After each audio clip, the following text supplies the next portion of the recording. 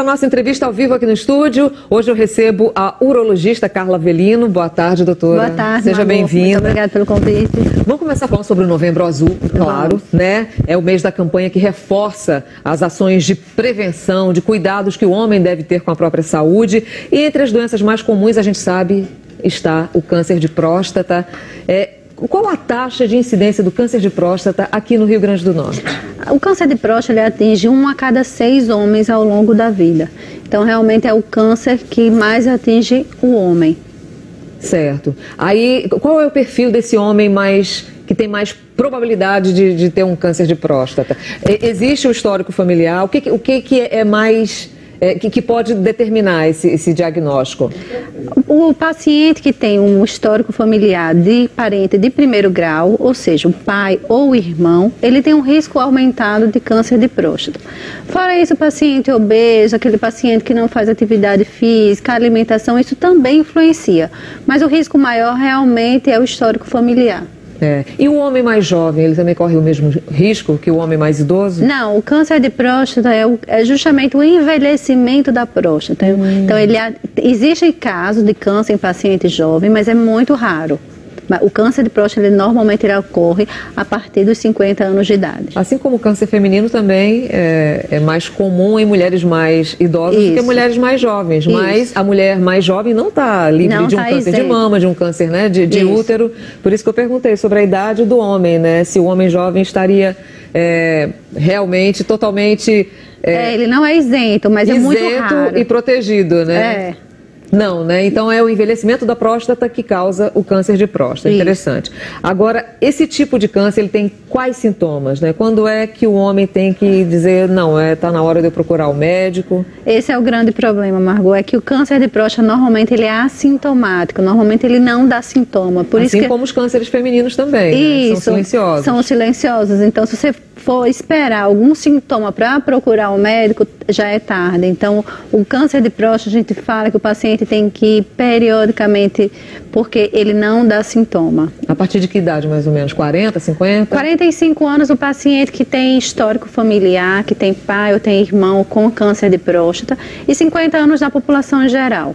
E se não tiver histórico, aí começa um pouquinho mais tarde? Isso. E a raça negra também, ela necessita, a incidência é maior, então, começa aos 45 anos também. Nossa. Agora, quais os exames que devem ser realizados? Então, o famoso exame do toque, ele realmente ainda continua, tá certo? Ele não caiu de moda. Não caiu de moda também o preconceito, né? Exatamente. Então, assim, o câncer de próstata são basicamente 2 exames, é o PSA e o toque retal. Para rastrear, isso é o rastreamento. O diagnóstico só é feito com a biópsia. Porém, a gente não vai biopsiar todos os pacientes, a gente vai biopsiar aqueles pacientes que têm um risco. Quem são eles?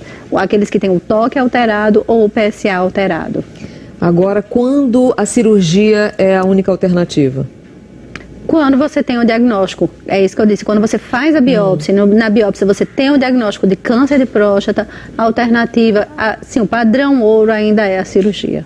Certo. Mas existe tratamento antes da medida drástica da cirurgia, ou não? Não, por câncer de... Assim, o câncer de próstata é um câncer que a gente sempre conversa muito com o paciente. Não é um câncer que no comecinho da doença ele tem um controle via quimioterapia e radioterapia? Não, a gente pode discutir a radioterapia ao paciente, a gente pode ter essa opção da radioterapia, mas a quimioterapia não. A grande discussão é radioterapia ou cirurgia. Então, a discussão ela vai muito de paciente para paciente. A gente avalia a idade do paciente, os riscos, as comorbidades e o grau do câncer. Então, a gente pode avaliar, tem paciente até que a gente conversando, analisando, se um paciente for muito idoso, baixo risco, a gente pode até acompanhar esse paciente. A cirurgia pode levar à impotência? Pode. Infelizmente, uma das grandes complicações da cirurgia é a impotência, porque o nervo peniano ele é colado à próstata. Então, quando a gente vai operar, independente não tem imprudência, imperícia, mas é porque realmente o nervo passa do lado e pode acontecer. Então, além do preconceito em relação ao exame preventivo, que é o toque, há também um medo muito grande de perder a impotência em caso de cirurgia. Isso, de alguma forma, não afasta o homem não dessa prevenção? Isso, afasta o homem de duas formas, tanto por conta do toque, como pelo diagnóstico. Ele não quer receber o diagnóstico, ele não quer saber que ele vai precisar ser operado e o risco de impotência. Então, realmente, esse preconceito é que faz com que o homem nem procure, para ele não ter o diagnóstico. Então, isso realmente pode acontecer. E qual é a incidência de morte aqui no estado? Assim, a incidência, ela vai de 1 a cada 35 homens. Então, se você tem um diagnóstico de 1 para cada 6, o óbito, ele é de 1 a 35. Então, você vê que a diferença é grande. Por quê? Porque o câncer de próstata é um câncer lento. Ele tem, quando a gente diagnostica recente, ele tem um índice de cura de mais de 90%. Então, por isso que a gente diz que tem que ir anualmente, porque a gente consegue acompanhar logo no início. Sim, mas pegando então no início, vou repetir porque eu ainda não entendi direitinho. Pegando no início, né, fazendo o exame e tal, e descobrindo o tumor ainda no iniciozinho da doença. Não precisa de cirurgia e a quimioterapia, não, a radioterapia, né, que a senhora falou, pode acabar com esse câncer, não necessariamente tendo que partir para uma cirurgia, não, ou não? Não. Ou a cirurgia, em descobrindo o tumor, tem que tirar de qualquer jeito? O que tem um índice de cura maior é a cirurgia, ainda é a cirurgia. Certo. E esse tumor sendo tirado logo no início, o risco de impotência é bem menor? É bem menor, porque quanto maior o tumor, maior o risco da gente lesar o nervo. Tá certo. Então vamos deixar uma mensagem aí, né, para os homens do Rio Grande do Norte para procurarem os exames preventivos o mais rapidamente possível, que as chances de cura e de não, de repente, ter como sequela a impotência é bem maior, né? Isso, graças a Deus a gente tem um mês para essa conscientização, para trazer o homem ao médico. O homem, ele precisa vir ao médico, não só a partir dos 45 anos, mas desde a sua adolescência, para orientação e para quebrar essa cultura de que até 45 anos parece até que o homem não adoece. Então, assim, graças a Deus tem essa consideração que é o Novembro Azul, não só do câncer de próstata, mas da saúde do homem.